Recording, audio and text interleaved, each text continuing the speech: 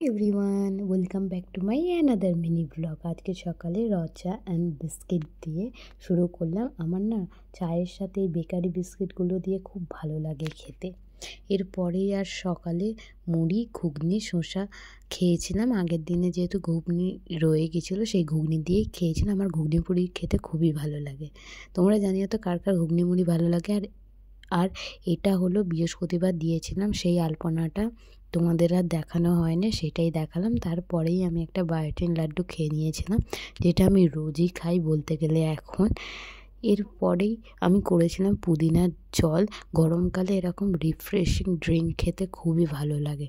তোমরাও খেয়ে দেখো, শরীর ঠান্ডা থাকে, কোল্ড ড্রিঙ্কসটা অ্যাভয়েড করো। তারপর বিকেলে আবার সেই আমি বেকারি বিস্কুটটা খেয়েছিলাম, কারণ এটা আমার খেতে এখন খুবই ভালো লাগে, তাই আমি বিকেল সকাল এটাই এখন খাই। এরপরে সেরকম তো আর কিছু খাইনি। সেই বলতে গেলে আমি যেটা সবথেকে ভালোবাসি সেটা হলো এই বিঙ্গো পাঞ্জাবির তরকা, সেটাই খেয়েছিলাম। আমার পুরো ব্লগে জানি আমি আমার খাবার জার্নিটাই তোমাদের দেখাই। তো দ্যাটস ইট ফর টুডে। চলো টাটা, আর অবশ্যই সাবস্ক্রাইবটা করো।